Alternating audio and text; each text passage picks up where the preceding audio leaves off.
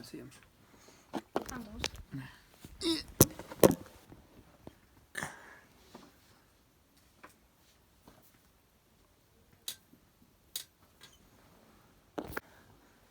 Okay. Hello all and welcome back to another Two Ordinary Guys video. As you guys know by now, surely, it's Kyle, and today I'm going to be talking about placements. This is the book we have on placement. As you can see, it's quite a large book. So I want to just go over the fact of what you will be doing on placement, where you might be going, whether you're doing nursing or paramedic science, and just a bit about what I did on my first day to give you guys the ease of mind when you're starting placement. So before you go on placement, you'll be issued a book like this. It'll go over the stuff that is expected of you as a student, the medications that you could be coming into contact with, and also competencies that you'll be having to sign off over the upcoming years. This is just my year 1 book, and then year 2 and year 3 you'll be given books as well. So over my first year, I'll have to have competencies signed off by my mentor, which is given me on placement, and you'll be given these, and you'll have to have them signed off as your placements go on. So when you first start, you have to contact your placement provider and let them know that you're going to be starting placement. Your name, and they'll be telling you what's expected of you for the placement you're going to. We could either go to a care home or PTS, patient transport. I was given a care home back in where I live. Other people was given PTS, and that sort of changes the shift patterns that you're on. So normally at a care home, you either do 5 days, or 4 days, 7 days a week, or 3 12-hour shifts. It depends on what you want to do. I decided to do 3 12-hour shifts, just how I wanted to work it, basically because you get used to doing long hours when you're in the ambulance, really. But it depends what you want to do. PTS, you normally start earlier, so you probably be starting at 6 o'clock, and then finishing, a bit earlier as well. But with PTS, it's probably sometimes longer to travel there. I know someone that leaves at 4:30 in the morning to get to a 6 o'clock start. Whether my care home is fairly local, it's like a 10-15 minute walk from my house. So these are the things you need to consider when you're starting placement: is how you're going to get there.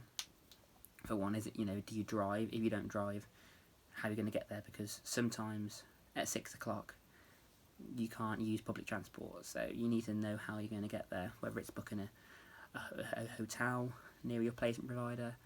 You need to figure that out, really, and that's what I needed to do. Luckily, I live local to my care home, but in January, when I go to A&E and PTS as well, they're not always going to be there. They're not always going to be lucky enough. So that's a tip for you guys when you're starting placement.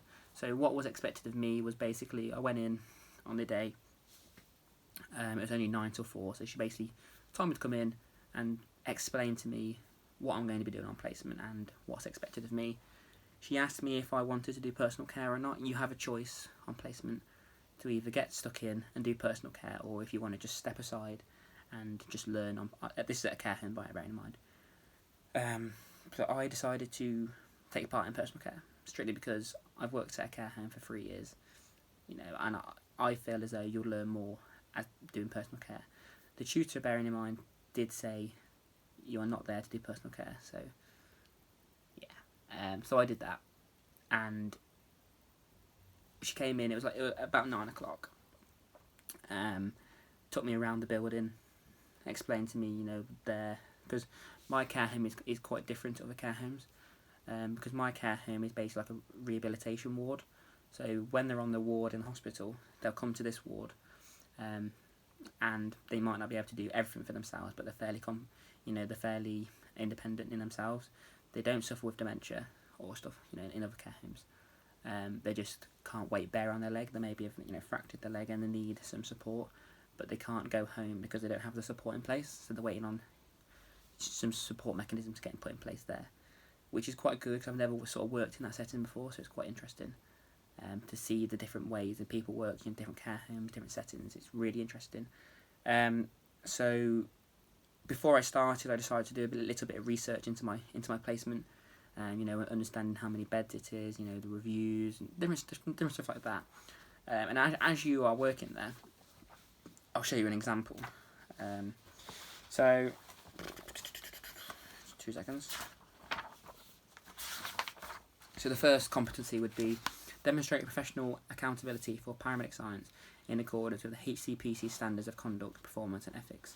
And it will tell you the stuff that you should meet, the requirements. So you go on the requirements of the HCPC, which you should know, and then you'd write in this box here. So you'll say the dates, you can see it, and then you'll say the case of what you did, and then your mentor would tick you off on how you did. So, for example, if it was a moving and handling competency, you would explain on how you did. So you maybe put a patient in a hoist, and then you'd say how you can work on this better. So you would reflect on what you did, and then your mentor then would say on 1 to 5, 1 being very poorly, 5 being you did a good job, and it's competent. And then the aim of this is then you can reflect back on your placement in year 2, and you can write like a big reflection on how you've developed yourself, coming into year 2, which is very good in my opinion. These books are very good. Obviously, it's a lot of work you need to put into these books. You need to keep on the ball.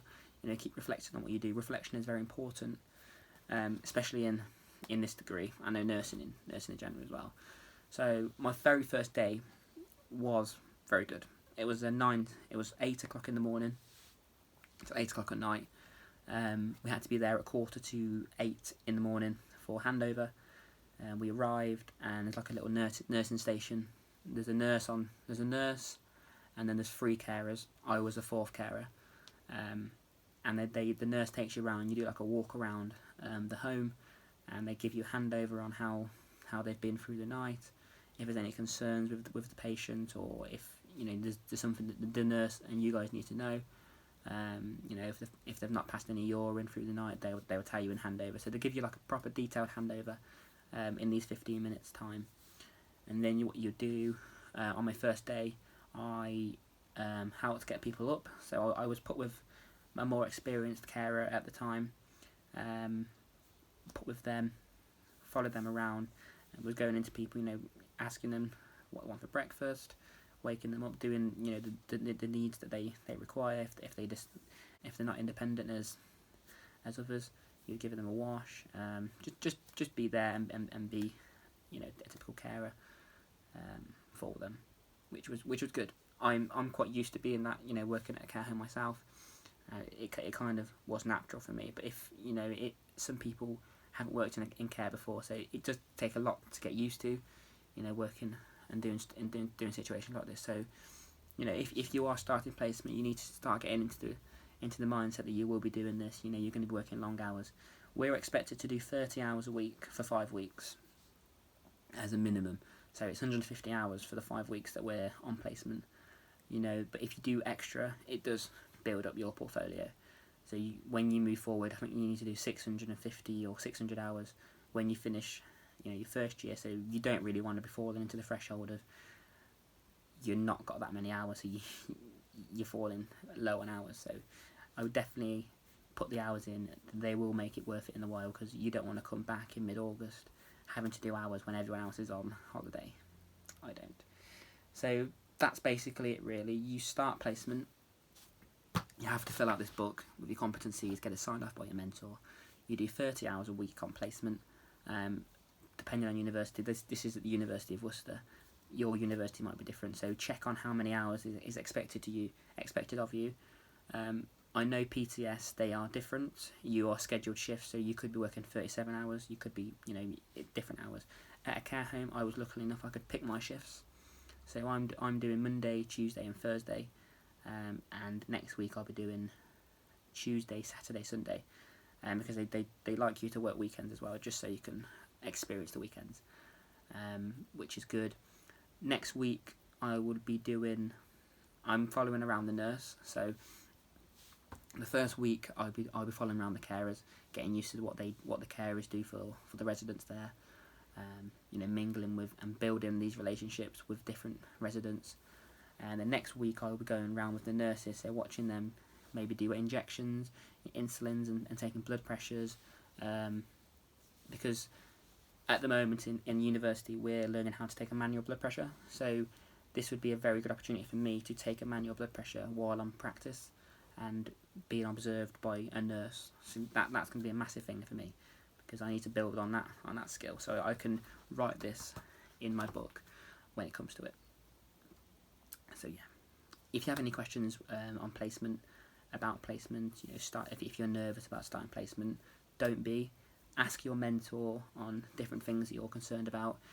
If you want to, you can ask me. I can definitely answer some questions if I can, but don't worry about it. It's okay. You go in and you build these relationships with different people. Your staff, the residents at the care home. If you go into a care home, in a hospital, you build these relationships up, and it does become amazing. I'm really enjoying it so far. It's been things like I'm loving it.